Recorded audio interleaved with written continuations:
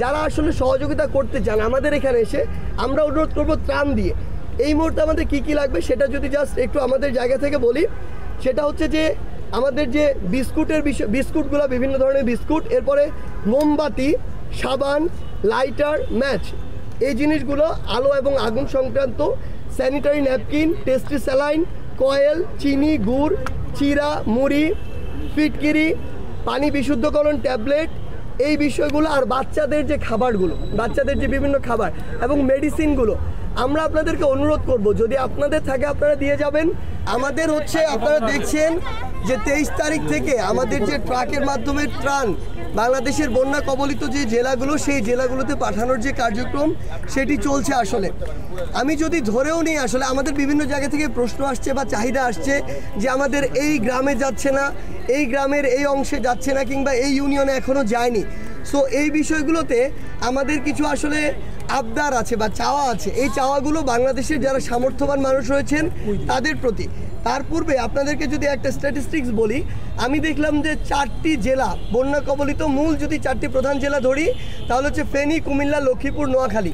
এই 4টি জেলায় গ্রাম রয়েছে প্রায় 6300। এখন 6300 গ্রামের মধ্যে আমি যদি একটা গ্রামে একটা ট্রাকে আমি ধরছি অ্যারাউন্ড 700 থেকে 1000 খাবার যায়।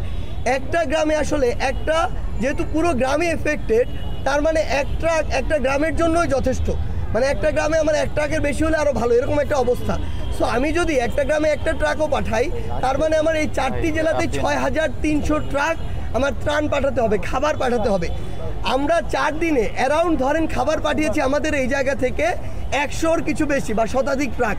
তার মানে এভারেজ প্রায় 6200 গ্রাম, বা ইভেন আমি যদি ধরি 6000 গ্রামে ট্রাক যে যাওয়ার বিষয়টি, আলাদা আলাদা 6000 ট্রাক আমার প্রয়োজন। আমরা এই জন্য আমাদের জায়গা থেকে যেটি আসলে করেছি, আমরা উপজেলা প্রশাসন বরাবর পাঠিয়েছি, যে কোনো উপজেলা বা সদর উপজেলা। কারণ প্রত্যেকটি গ্রাম সম্পর্কে, গ্রামে কার নিড, এই বিষয়গুলোর লিস্ট আসলে উপজেলা প্রশাসনের কাছে একটি থাকে সামারি আকারে। সো তাদের কাছে পাঠিয়েছি এ কারণে যে ওই প্রত্যেকটা এরিয়া ইন্ডিভিজুয়াল চেনা আমাদের জন্য টাফ, এক। দ্বিতীয়ত ওই উপজেলার কোন রাস্তাগুলোর কি অবস্থা, সেই জায়গাগুলোতে আমাদের এই ট্রাকগুলো নিয়ে যাওয়া আমাদের জন্য অনেক বেশি সমস্যার। এই জন্য আমরা প্রত্যেকটি ক্ষেত্রে অফিসিয়ালভাবে উপজেলা প্রশাসনের সাথে যোগাযোগ করে তাদের কাছে পাঠিয়েছি। তারা তাদের জায়গা থেকে যেখানে মনে করেছে যে এই গ্রামে বা এই ইউনিয়নে প্রয়োজন, তারা তাদের জায়গা থেকে ওইভাবে পাঠিয়েছে। আমি আপনাকে শুধু গ্রামের স্ট্যাটিস্টিক্স দিয়ে এটি বোঝালাম যে আমি যদি এক গ্রামে একটি করে পাঠাই, তারপরও আমার অ্যারাউন্ড এরকমই হবে, মোর দেন 50% বা তারও বেশি জায়গা আসলে পৌঁছাবে না। এখন এটার সমাধান কি হতে পারে আসলে? এখন এই সংখ্যাটা বেশি হওয়ার কারণে আমাদের কাছে অনেক ভাই বোন আসছেন যারা চাচ্ছেন তাদের ওই এলাকায় পাঠাই, তাদের কাছে ফোন আসছে। কিন্তু আমাদের একটা সীমাবদ্ধতা আছে। এই টিএসসি বা ঢাকা বিশ্ববিদ্যালয় থেকে একদিনে এভারেজে 20টা বা 25টা ট্রাক যদি যায়, এটা দিয়ে পুরোটা কমপ্লিট করা পসিবল না। এই জন্য আমরা চাই বাংলাদেশের যারা সামর্থ্যবান ব্যক্তি রয়েছেন, আমরা তো দেখছি শত কোটি টাকার বা হাজার কোটি টাকার মালিক অনেক ব্যক্তি বাংলাদেশে আছেন, আসলে এই 16 বছরে তারা তৈরি হয়েছেন। তো তাদের আমাদের জায়গা থেকে আমরা রেসপেক্টফুলি প্রথমে আহ্বান জানাচ্ছি, এই টাকা কিভাবে হয়েছে এটা আমরা প্রশ্ন করতে চাই না আপাতত, এটা নিয়ে আমরা একসময় কথা বলবো। কিন্তু আপাতত তাদেরকে রেসপেক্টফুল জায়গা থেকে একটা কথা বলি, আপনাদের জায়গা থেকে ব্যক্তিগত উদ্যোগ নিয়ে আসলে গ্রাম ধরে ধরে এই জায়গাগুলোতে বা ইউনিয়ন ধরে ধরে ত্রাণ পাঠানোর ব্যবস্থা করা উচিত। মানে দেশের এই সংকটকালীন সময়ে এটি করা ছাড়া আমরা যদি এই অবস্থাকে স্থিতিশীল করতে চাই, এটি খুবই টাফ হয়ে যাবে। এটা এক।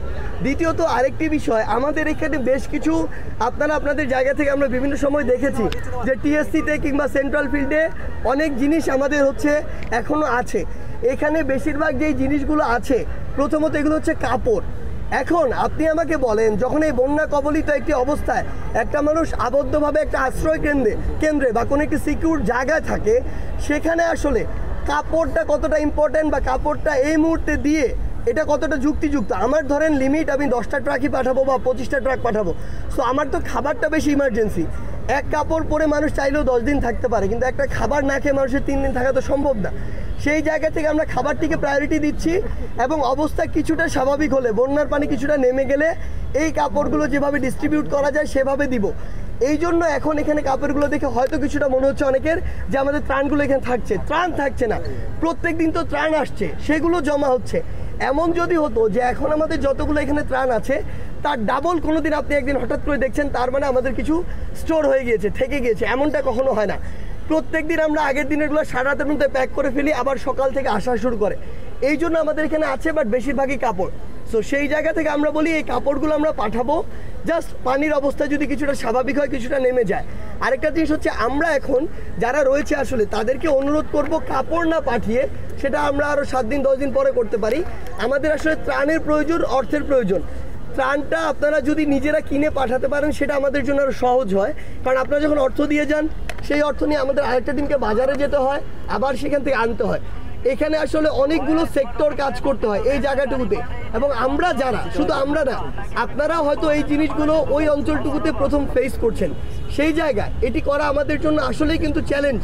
তারপরে আমরা আমাদের জায়গা থেকে চেষ্টা করছি। এই জন্য যারা আসলে সহযোগিতা করতে চান আমাদের এখানে এসে, আমরা অনুরোধ করবো ত্রাণ দিয়ে। এই মুহূর্তে আমাদের কী কী লাগবে সেটা যদি জাস্ট একটু আমাদের জায়গা থেকে বলি, সেটা হচ্ছে যে আমাদের যে বিস্কুটের বিষয়, বিস্কুটগুলো বিভিন্ন ধরনের বিস্কুট, এরপরে মোমবাতি, সাবান, লাইটার, ম্যাচ, এই জিনিসগুলো, আলো এবং আগুন সংক্রান্ত, sanitary napkin, tasty saline, coil, চিনি, গুড়, চিরা, মুড়ি, ফিটকিরি, পানি বিশুদ্ধকরণ ট্যাবলেট, এই বিষয়গুলো, আর বাচ্চাদের যে খাবারগুলো, বাচ্চাদের যে বিভিন্ন খাবার এবং মেডিসিনগুলো আমরা আপনাদেরকে অনুরোধ করব, যদি আপনাদের থাকে আপনারা দিয়ে যাবেন। যদি আপনারা দিতে চান, আপনাদের না থাকে, তাহলে কাইন্ডলি আপনারা একটু কষ্ট করে কিনে এনে যদি দেন, তাহলে আমাদের কাজটা একটু সহজ হয়, আমরা এই জিনিসগুলো দ্রুত পাঠাতে পারি। আর আরেকটি জিনিস আপনাদের উদ্দেশ্যে বলতে চাই, সেটি হচ্ছে যে এই যে বিভিন্ন জায়গায় উপজেলা প্রশাসন থেকে ইউনিয়নের বিভিন্ন জায়গায় আমরা আমাদের জায়গা থেকে বলি, ওই রুট লেভেলে আমরা যারা, যেই টিম 2-3 জন এখান থেকে যায়, তাদের কিন্তু প্রত্যেকটা জায়গা চিনে চিনে দেওয়া সম্ভব নয়। প্রত্যেকটা মানুষ আসলে এলাকার প্রতি কিছুটা বায়াসড। এই জায়গায় আমাদের অনুরোধ থাকবে, আমাদের এই প্ল্যাটফর্মের পক্ষ থেকে, বৈষম্য বিরোধী ছাত্র আন্দোলনের পক্ষ থেকে, যে যেই এলাকাতেই খাবার যাক না কেন, এটার যেন সমবন্টনটা হয়, এটা আপনাদের ওই এলাকার ওই জায়গা থেকে নিশ্চিত করতে হবে।